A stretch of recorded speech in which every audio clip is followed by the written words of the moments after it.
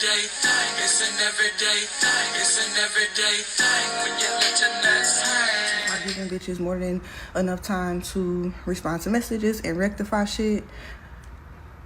Bitches are weak and they not gonna do that. Yes, I fucking said it. You're weak. Here's the start of my I don't know how many part series of how I found out my best friend don't fucking like me, and the bitch probably never liked me. Like, you know, at this point I don't know when the dislikes start with these hoes. I kind of want to say is when they realize that I am exactly who I say I am on Instagram. Like the morals, the standards, the boundaries, I love myself. It's not just a quote for Instagram to look good. It's not just Meg Thee Stallion lyrics. Like there's a lot of shit that I will and won't do because I love myself. You get what I'm saying? And I swear to God, over time, that BY bitches stop liking me. Because here I am telling you hoes to stop dealing with shitty ass niggas because they're shitty. And you talking about me to this nigga. Bitch, you more mad at me than you mad at the nigga that's dogging you and your kids that'll leave y'all out in the fucking shelter. When I will open my doors for you, yeah, you bitches have issues. Y'all do. Y'all do. Y'all do. Like, I really don't get it. But I'm not tripping. This is part one. I'll tell y'all all the signs because the signs were there. They were hella fucking signs, especially when we ended up roommating together. And as y'all always say, you don't ever do no shit like that, which, no, it needed to be done. I don't think I ever would have seen any of these things if we did not roommate together for the couple months that we did. I wouldn't have seen it. I wouldn't have seen it. I wouldn't have seen it. Or I would have seen it like later on down the line. But yeah, part one. So, as everybody know, I had moved to Cleveland for like a year, and the plan was my lease was up in like 2 months. Her lease was up in the same amount of time, and I was gonna come there. We were gonna find the apartment together. When I got there, of course, it was straight bullshit, and she knew what I was there for. The plan was made before I got there. I had even been looking for apartments and like setting up showings and shit. And like I said, I should have knew when all her focus was on a nigga and building his motherfucking car lot that he would never fucking have. Anyways, and everybody catching strays. I don't give a fuck. Stay out of it if you don't want me to dig in your ass. All right, back to the story. I moved there because we mutually agreed and knew we were supposed to be. I'll come there and we both find a new place there. Not me move there with her. Not us roommate in the place that she already had and picked out. A place that we both picked together, right? So I got there, bullshit after bullshit after bullshit. She ended up extending her lease. I expressed to her verbally, not through text. This was a face-to-face conversation that was had on 2 different fucking occasions how I didn't move here for that. That was, you know, that worked out for you because you were here. Your stuff was already here. This is the place you picked out. It's enough space for you and your stuff. I'm moving from an apartment living by myself that I could have fucking stayed in. Because why would I ever move out of my shit to move in a bitch house? Be serious. Especially somebody that don't keep up they shit like mine. You get what I'm saying? So you knew more space was needed and all of that. I'm in a closet ass bedroom in the back. All my whole house stuffed into one room. I expressed to her that only works for her and not me. That was convenient for her and her kids and not me. You get what I'm saying? That didn't matter to her. She continued a conversation about other stuff instead of acknowledging what I said. That happened twice. Then I also verbatim out of my mouth, because I should have started making a fucking list. I told her that, you know, okay, well, I'm just going to find me an apartment here. And if I don't find one here by fall, I was just going to go back to Detroit because I didn't come here to stay in nobody else's house. I didn't come here for this. And she clearly didn't give a fuck that I didn't come there for that. So that was that. She was aware of it. It was a verbal conversation that was had. Verbal. Face to face in my room while she was sitting next to my bed and we were smoking. I forget a lot of shit, but I don't forget a lot of shit either. Okay? So I moved all the way to fucking Cleveland for no fucking reason to be a part of a fucking chicken head nigga chase. Basically. And when I said something about it, so that was the first red flag. I should have packed my shit up and went home right then and there. But I didn't. I'm like, okay, I'm just finding an apartment here. Anyway, so I got there. We had all type of money plans as friends do. We're going to do this. We're going to do that. We're going to run up a bag. Because not only did I come because we're finding a place together, right? But we both were receiving a check from Clarkson and we were in. And the money is supposed to be invested in the house. Hers came before mine, though. Hers came while I was out there. What happened to it? Shopping. Why? I don't know, because I had told her multiple, not even on bills, y'all. Not even on bills, because another eviction showed up. An eviction was there before I got there, right? Um, so all that shit was supposed to, like, that stuff she was supposed to get done before I got there. Just same with my landlord, because I had stopped paying him because he wasn't fixing shit. So you get what I'm saying? I wasn't coming with no baggage, nothing that she would have to pay off, none of that. He wasn't getting no money from me any fucking way. But he was so shitty, I'm sure he knew. He didn't give a fuck. He knew he wasn't getting nothing. Shit. Anyways, yeah, we had a lot of money plans. I'm into Findom. I've been doing Findom for a couple years. I'm a dominatrix. I have white pets. Just Google all that stuff because I ain't got time to get into that. So y'all will wake up, make $400 or $500 off Twitter every day. I'm not being fucking dramatic. I'm serious. FaceTime calls that I ain't even got to get naked on. $100 FaceTime call. $50 to send me nudes. $20 to even DM me to start with. I'm not lying. Twitter was getting me together. So I'm telling my good girl, you're a pretty girl. You got pretty eyes. You thick as hell. Niggas love ass, bitch. I'm a bag of bones. And they paying me. I know they pay you, bitch. Right? Got her on Twitter. She really wasn't active on it. She ended up getting caught up with that car salesman. The one that flipped cars from time to time. And yeah, all the plans were derailed. It started being plans of helping him build his business. And well, I'm gonna go help him move cars. This turned into an everyday thing. Not go look it. Yeah, okay. That's when the nigga chase started. So yeah, eventually the money came. I didn't get taxes. I don't think I did them right this year. This is my first time doing my taxes. Don't judge me. I'm a file exempt. Anyways, tax time come, that check is cut. She got kids, big check. They cut the $25K for her from that car accident, one of the car accidents we was in, one of them, because we were in two. That should have been a fucking red flag right there. I'm telling y'all, we were in two, y'all, back to back.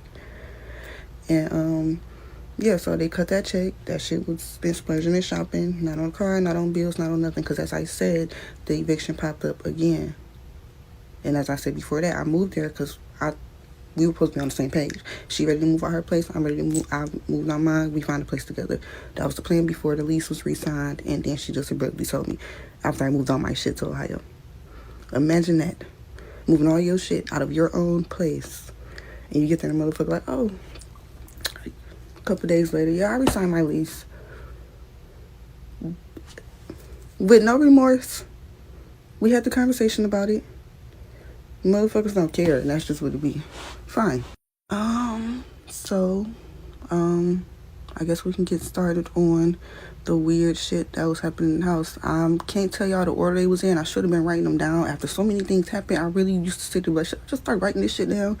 Because the thing about me is, I will say something right away. I will try to talk to you and figure out but once, at the point I realize that shit ain't getting nowhere, I'm not talking to you no more. I'm not gonna lie. I'm just gonna sit back and I am gonna watch. I'm gonna watch, see how weird you get, how much shit you do. Of course, I'm planning to get the fuck away from your ass, but I do. I Rico sweet bitches. Cause what are you gonna say? And them bitches will say I ain't did that. However, yeah. So like the first couple times, it was extreme weird energy in the house. So first of all, pause. I'm just put this out there because I feel like everybody with a brain know this, but motherfuckers go years doing the same thing. That's a relationship or a friendship.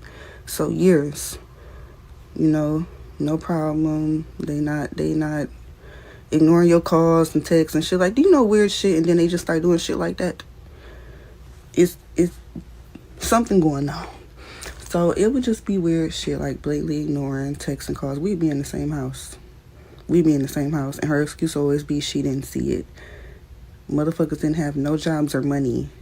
You're on the phone 28 hours.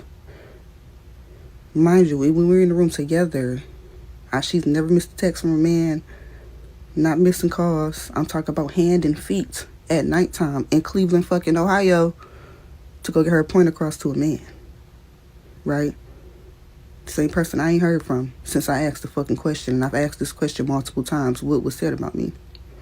Well, yes, multiple times I asked. Like, it would be weird ass shit going on. And I remember the first 2 or 3 times I'm like, okay, friend, what's going on? Shit weird, da-da-da-da-da-da. Right? Her excuse was, what was it the first time? First of all, every time I asked, she was deflecting. I remember she told me one time it was because I had walked in. Because I basically go to my room and get in my bed.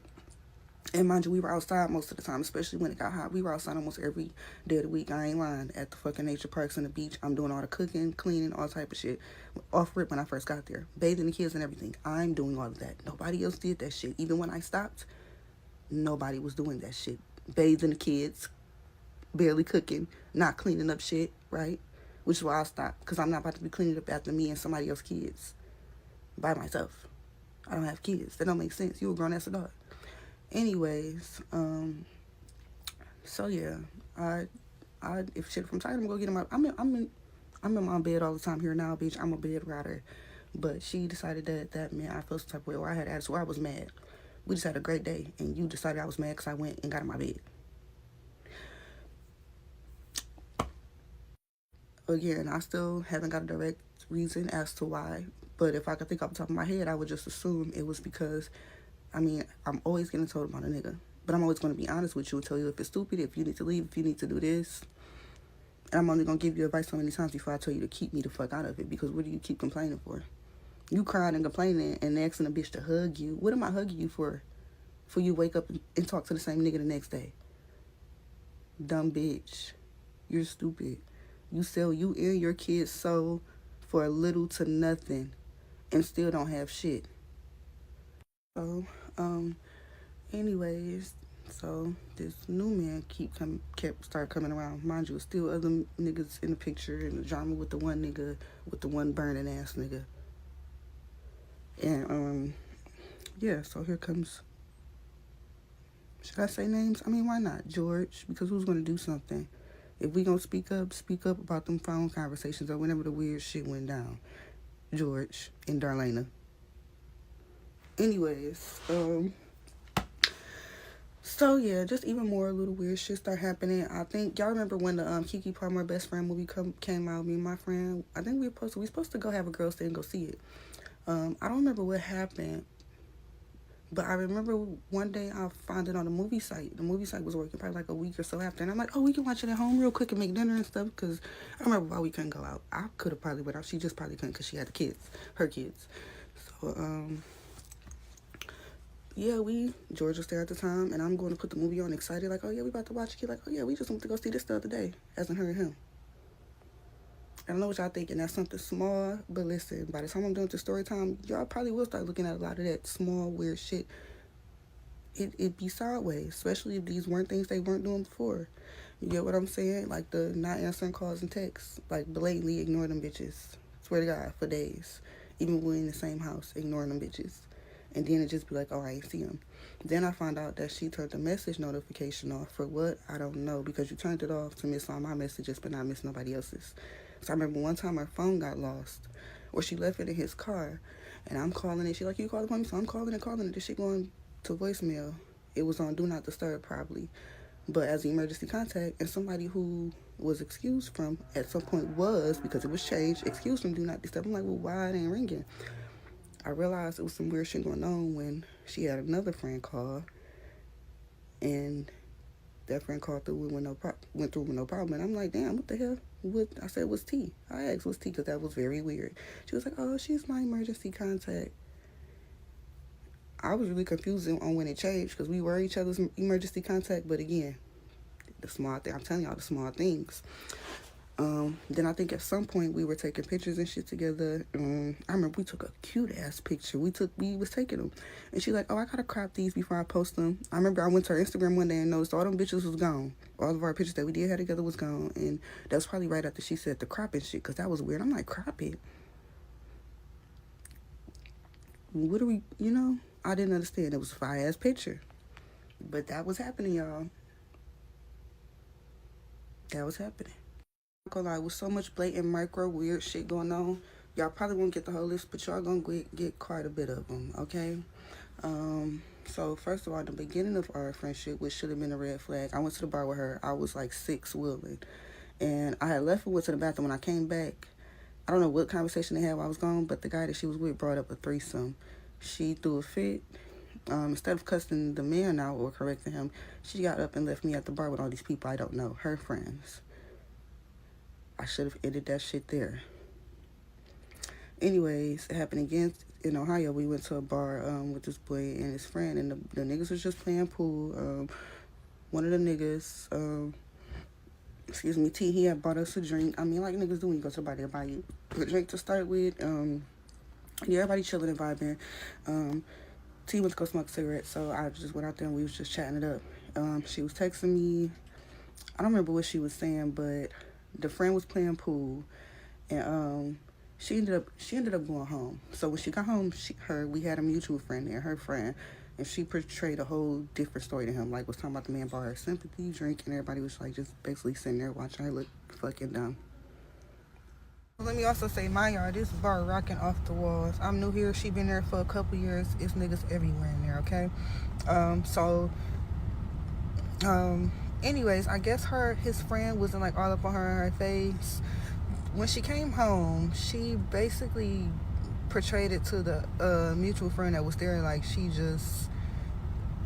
just hold her, like literally just hold her, and I don't know, in front of everybody, and that T bought her a sympathy drink. And I'm like, niggas won't even buy a bitch a Happy Meal for some coochie, and you think he about to buy you, a random person that he's not here to talk to, the guy that was with me, a drink for sympathy?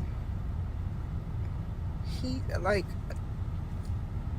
who's doing that at the bar?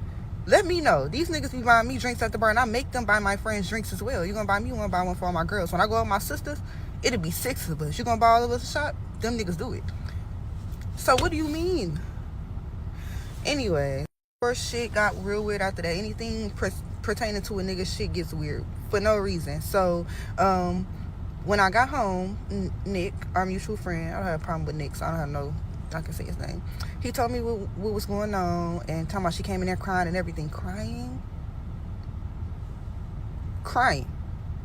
Anyways, let me also state, bitch ain't never seen me sitting up nowhere crying about no nigga, nobody. And we can put money on that. We can put David's money on that, bitch. Oh, okay. So, yeah, so, when I think the next day I was talking in the morning, I'm like, well, why you ain't come talk to me and tell me what was up and what happened? So let me also say, Nick was not the only person she had talked to. She had apparently got to call her family, her mama, her brother, her sister. She did. Did you not, bitch? Okay.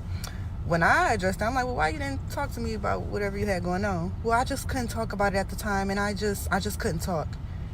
You came home and said the shit to Nick, and you called 4 other people, to the point where we was in the kitchen the next day. I'm just in there talking. She on the phone, FaceTime with her brother. And he was like, is that day shot her what you was doing last night? Mind you, this was something that had nothing to do with what happened at the bar or nothing, right? Why is he repeating back my business to me that had nothing to do with whatever was going on at the bar? Like, I'm super confused. And then she's like, well, nothing bad was said. Okay, I never was told what was said. And how are you saying something, nothing bad was said, and this nigga is bringing up some whole other business of mine that has nothing to do with him? I'm really not understanding it. So then, after that incident, she followed up. She texted me one day, mind you, I moved there because our leases were up, and she ended up re-signing hers. This bitch texted me. She was like, yeah, I'm fine with you having company if they're your boyfriend. Mind you, multiple niggas done been in and out the house. Niggas threatening to shoot the house up. She even went on a fucking dating app and asked a random white man could he come change her locks for her, and got upset when he didn't want to do it because he barely knew her, and expressed to her that he barely knew her. Is that not weird? Because I didn't look at it as weird right away. I'm like, okay, you right. I'm in your house. I put myself in this position. Even though it's not my fault, it's yours. I came here. You know what? Fine. I'll be out of this bitch soon. So, yeah, that's what she said. They're your boyfriend. Now, I'm not going to lie. When I sit and look at some of these weird-ass comments, because I meant to ask, well, if I ever get the chance to, like, we not being gay, right? Because I'm not attracted to her at all remotely. And it's not because she's a beautiful girl, nice body. However, everything else about her, fuck no. I would never date that. I would never date her. I would never kiss that bitch for fun. None of that. Hell fuck no. Hell fuck no. It has nothing to do with looks. Nothing to do with looks. When the weird ass shit that was going on, which, like I said, every day ignoring texts or calls, because like if she wasn't at the house, even if she was in the house, she would just blatantly ignore it, or like blatantly leave me out of shit that she wasn't doing before until niggas was around. Am I lying? But y'all know how people try to blatantly leave y'all out of shit and stuff. I'm a person who really loves my solitude. I like being alone. I grew up around people who were like that, you know, because my light made them feel some type of way too. So I can tell right away. And I'm in my room with my iPad, my MacBook, or the money all these niggas sending me, the gifts I'm getting for my birthday, my new bags. Girl, I don't give a fuck. So, yeah, she would literally, purposely, and go out of her way to do weird shit and yada stuff, okay? But of course, at the time while this friend was there, a lot of weird shit was happening. I remember one time I came out the room, mind you, it was already weird ass energy. Probably from the date night thing. I don't remember. It was always something. It was, at some point I felt like she was angry at me because I wasn't dealing with the same type of shit she was dealing with, when she could have just left that man instead of asking me for advice, because I don't give solicited advice. I don't give a fuck about what a bitch going through. I'm gonna be honest, I will never be that friend that over insert myself, and I've told her that from the beginning. I'm never going to be more mad than you about your situation. I'm never over insert myself. I'm going to say my piece. You choose to stay, that's on you. Don't say shit else to me about it. I'm that type of bitch. I won't even stop being friends with you because you dumb. It gets to, I mean, to a certain extent, because like the man Georgie, Lord, we got to get more on that, because, and the only reason why he's being brought up, it's a lot of context here. I don't got no beef with George. If you out there listening, because bitches do make fake pages, they could be watching. I don't have no beef with you. I salute you. You wasn't doing shit but sitting there selling multiple bitches the same dream, and it was working in your favor because you sat on the couch in front of me, Nick, and her one day and told her that. You laughed it off, but it's the truth. She's going to keep talking to you regardless. So I feel like at some point, just be honest, but do what works for you. Keep selling that dream about them cars and this marriage and this $1 million across the east, because it's getting you exactly what you want. Like, you know, you don't necessarily have to work hard for that. All you gotta do is lie. Sometimes I really wish I was a man. Anyways, I remember one day we was in the house with Nick. One of the weird ass times we was in the house with him, and she was in the room with her bedroom door open, and I came in the front room with Nick, because we usually all smoke together and all that shit, until the motherfucker decided to start getting me out of dinner and movie night and all that. So we picking up my niece a dollhouse. Okay, so hold on. So, cause I got brain fog like a motherfucker, y'all. I'm sorry.